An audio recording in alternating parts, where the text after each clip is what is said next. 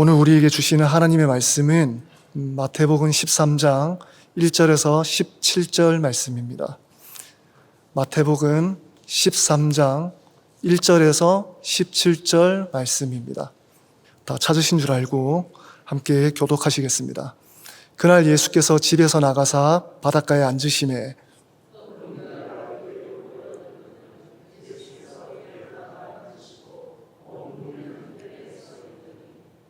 예수께서 비유로 여러 가지를 그들에게 말씀하여 이르시되 씨를 뿌리는 자가 뿌리러 나가서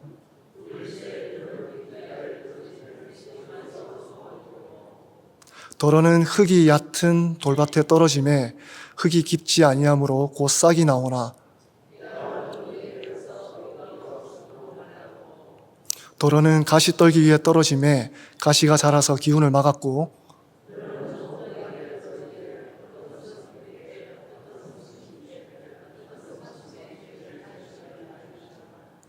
귀 있는 자는 들으라 하시니라.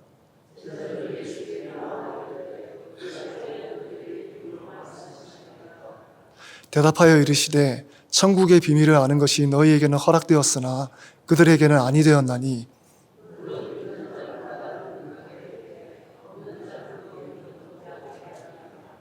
그러므로 내가 그들에게 비유로 말하는 것은 그들이 보아도 보지 못하며 들어도 듣지 못하며 깨닫지 못함이니라.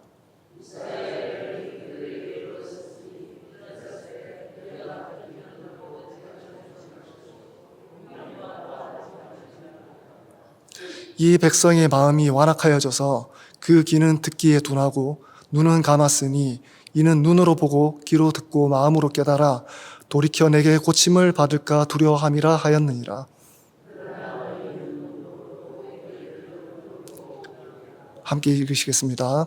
내가 진실로 너희에게 이르노니 많은 선지자와 의인이 너희가 보는 것을 보고자 하여도 보지 못하였고 너희가 듣는 것을 듣고자 하여도 듣지 못하였느니라. 아멘. 이 새벽에 하나님의 말씀 들으러 오신 여러분들을 주님의 이름으로 축복합니다. 오늘 함께 읽으셨던 본문은 우리에게 친숙한 씨 뿌리는 자의 비유에 대해서 말씀하고 있습니다. 주시는 말씀을 통해 먼저는 이 비유가 가지고 있는 의미와 그렇다면 왜 예수님께서 이들에게 비유로 말씀하셨는지 함께 나누어 보려고 합니다. 먼저 본문에서 말씀하고 있는 비유가 가지는 의미에 대해서 함께 나누기를 원합니다. 1, 2절을 살펴보시면 그날 예수께서 집에서 나가사 바닷가에 앉으심에 큰 무리가 그에게로 모여들거늘 예수께서 배에 올라가 앉으시고 온 무리는 해변에 서 있더니 예수님께서 바닷가에 계실 때 무리들이 몰려왔습니다. 그리고 3절에 예수께서 비유로 여러 가지를 그들에게 말씀하여 이르시되 그들에게 여러 가지 비유를 들어 말씀을 전하셨죠.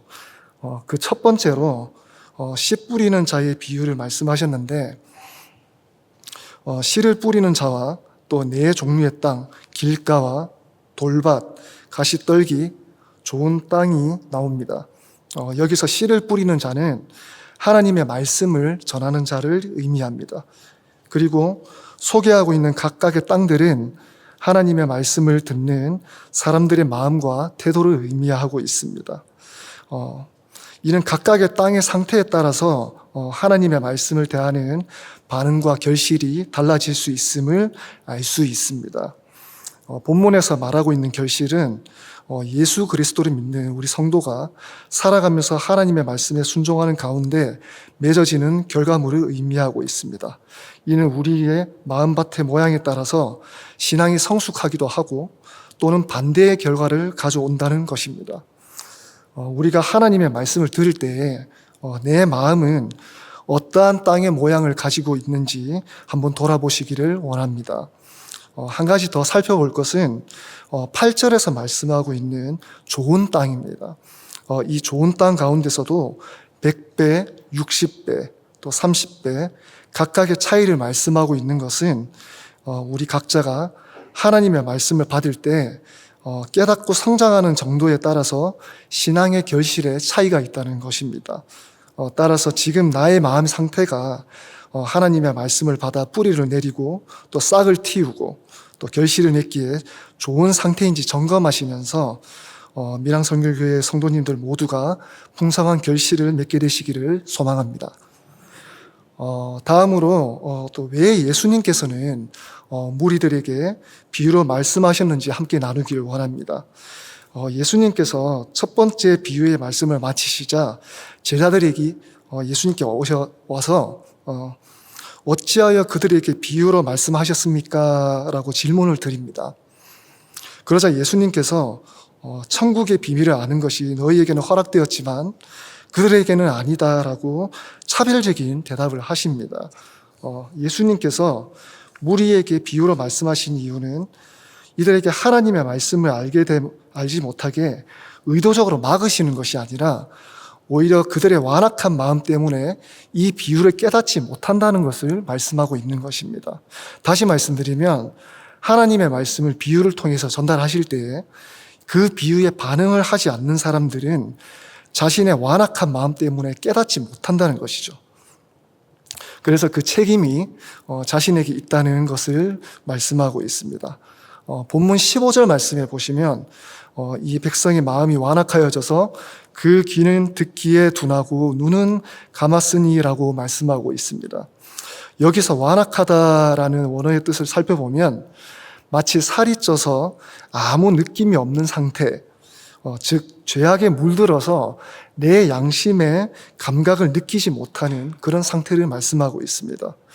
따라서 예수님께서 이들에게 비유로 말씀하시는 것은 이들의 완악한 마음의 상태를 드러내는 일종의 필터 역할을 하는 것이라고 알 수 있고, 또한 완악한 마음은 결국 우리가 하나님께로 나아가지 못하게 만드는 가장 큰 장애물임을 알 수 있습니다.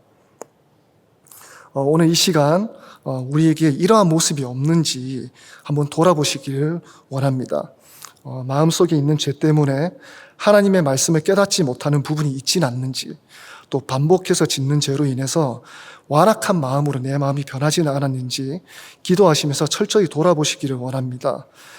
내가 거룩하니 너희도 거룩하라라는 하나님의 말씀을 기억하시면서 오늘 우리에게 주신 귀한 하루를 승리하며 살아내시길 주님의 이름으로 축복합니다. 기도하시겠습니다. 하나님 감사합니다. 이 새벽에 귀한 말씀을 주신 것을 감사드립니다. 오늘 주신 말씀처럼 지금 우리 안에 있는 마음은 어떠한 모양을 하고 있는지 이 시간 돌아보기를 원합니다. 주님의 말씀이 온전히 풍성한 결실을 맺을 수 있도록 기도의 자리에 나온 모두의 심령을 새롭게 하여 주시옵소서. 또한 마음속에 완악함이 없는지 돌아보기를 원합니다. 특히 여러 가지 상처나 쓴뿌리로 생긴 죄악들로 인해 주님께서 주시는 말씀을 가리고 있지는 않은지 깨닫게 하시고 또 회개하게 하시며 치유하는 은혜가 있게 하여 주시옵소서. 오늘 또 귀한 하루를 허락하여 주심을 감사드립니다. 주신 하루 성령께서 주관하여 주시고 또 동행하여 주셔서 각자의 주어진 자리에서 감사하는 마음으로 선하고 아름다운 열매를 많이 맺을 수 있도록 인도하여 주시옵소서. 오늘을 오롯이 주님께 맡깁니다. 예수님의 이름으로 기도드립니다. 아멘.